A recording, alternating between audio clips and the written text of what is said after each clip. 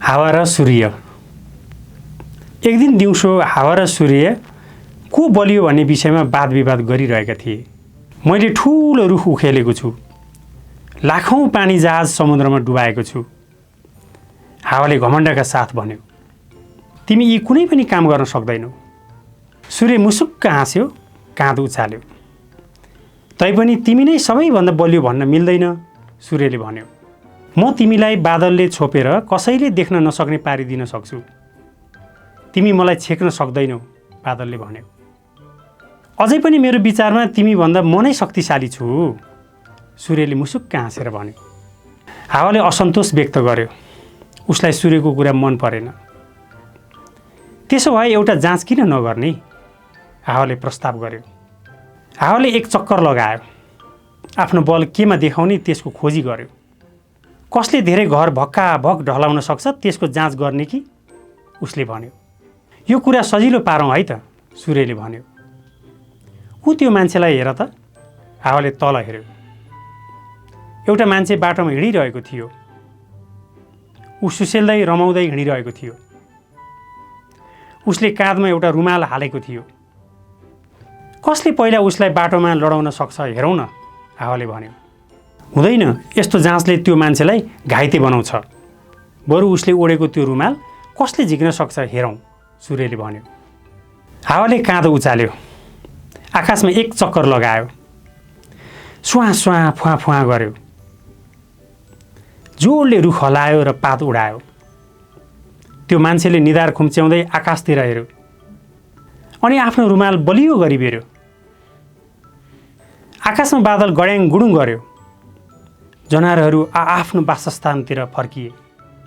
हावा हुनहुनाउन थाल्यो। त्यो मान्छेले आफ्नो रुमाल अझै बलियो गरी बेर्यो। आकाशको बादल हट्यो। हावाले थाकेको स्वरमा भन्यो, मैले छोडिदिएँ, म सक्दिनँ।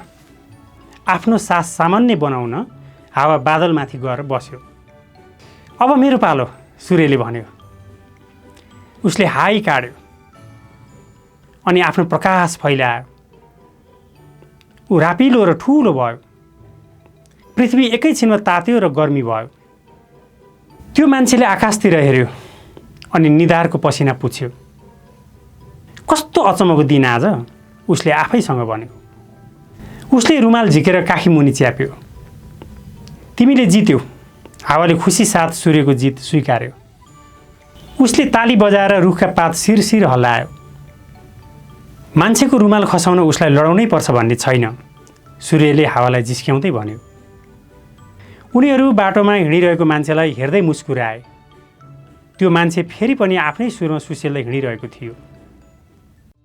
नमस्ते, म दीपशिखा घिमिरे। आज हामी सूर्य र वायु नामक कथाको क्रियाकलाप गर्दैछौँ। मलाई दोभाषीको रूपमा साथ दिँदै हुनुहुन्छ प्रकाश महर्जन। तपाईलाई सूर्य र वायुको कथा कस्तो लाग्यो? रमाइलो भयो? तपाईलाई कुन मौसम मनपर्छ? तल दिएका मध्ये तपाईलाई कुन मौसम मनपर्छ त्यसमा चिन्ह लगाउनुहोस्। 1. गर्मीको पोल्ने समय। 2. जाडोयामको न्यानो घाम। 3. बर्सातको समय। 4. बर्सातको मात लगाउने समय। 5. मनसुनको मात लगाउने हावा। 6. शरदको हल्का चिसो हावा। सूर्य र वायु दुवै हाम्रो लागि निकै महत्त्वपूर्ण छन्। तपाईको लागि सूर्य र वायु किन महत्त्वपूर्ण छन्? लेख्नुहोस् है। तपाईले पक्कै पनि राम्रो राम्रो कुराहरू लेख्नुभयो होला। अब हामी हावालाई सूर्यको उपस्थितिमा काम लाग्ने महत्त्वपूर्ण चिजहरू बनाऊ। मेसिन बनाउनु अघि यी सामग्रीहरू छन् कि छैनन् हेर्नुहोस्। 1. कागजको कप, कैँची, काठको दाबिलो, कागजको नली, सानो पाइप, तीखो सिसा कलम, धागो, कम्पास, स्केल, कन्स्ट्रक्सन पेपर वा कार्डबोर्ड, गुच्चा, ढुङ्गा। अब फु मेसिन बनाउनुहोस्। चरण 1, कन्स्ट्रक्सन पेपरमा कम्पास प्रयोग गरी 5 सेमी बराबरको एउटा वृत्त बनाउनुहोस्।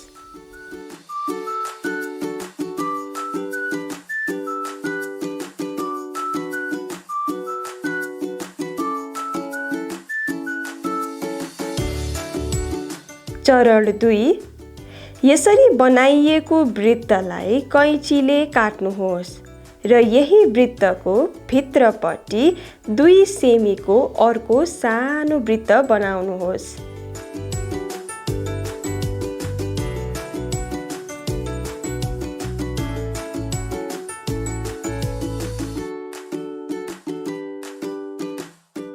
चरण 3, वृत्तको केन्द्रमा सानो प्वाल पार्नुहोस्।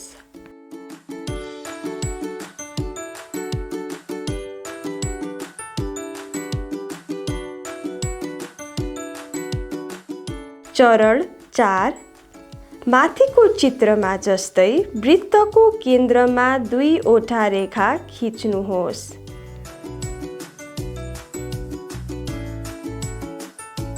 चरण 5, अघिल्ला 2 वटै रेखाका बीचमा पारेर फेरि 2 वटा रेखा कोर्नुहोस्। अब जम्मा 4 वटा रेखा देखिनेछ।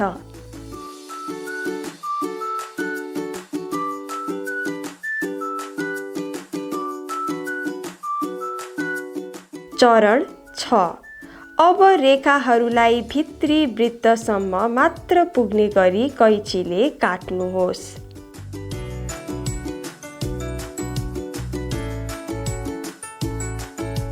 चरण 7, यसरी काटेपछि बीचको वृत्तसम्म काटिएका प्रत्येक भागहरूलाई दोब्राएर एउटा पंखा टर्बाइन बनाउनुहोस्।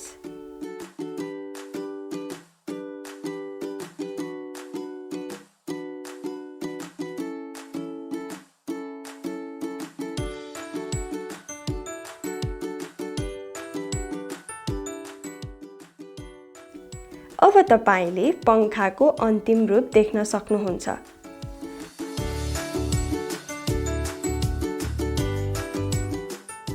चरण 8, करिब 50 सेमी जतिको लामो धागोलाई सिन्काको एक छेउमा बाँध्नुहोस्।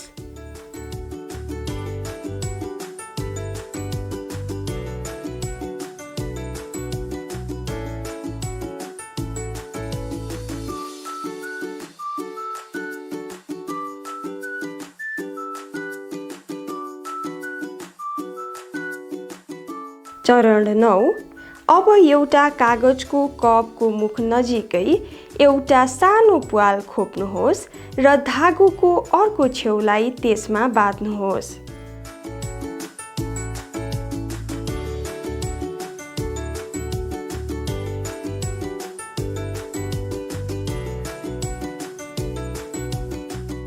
चरण 10, अर्को कागजको कप लिनुहोस् र यसका 2 पट्टि कागजको नली छिराउन 2 वटा प्वाल पार्नुहोस्।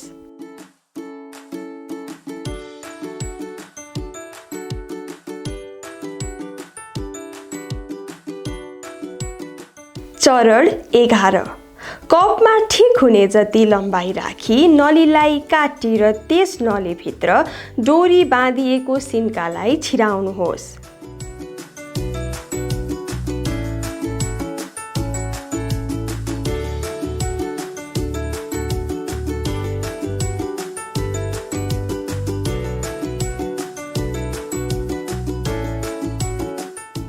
चरण 12, कपमा ठिक हुने जति लम्बाइ राखी नलीलाई काटी र त्यस नलीभित्र डोरी बाँधिएको सिन्कालाई छिराउनुहोस्।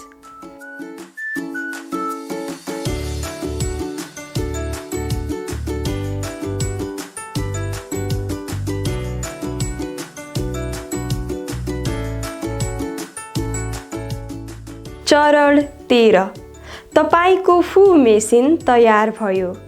फिरफिरेलाई फुक्नुहोस् र डोरीमा झुन्डिएको कागजको कपलाई माथि उचालेर हेर्नुहोस्।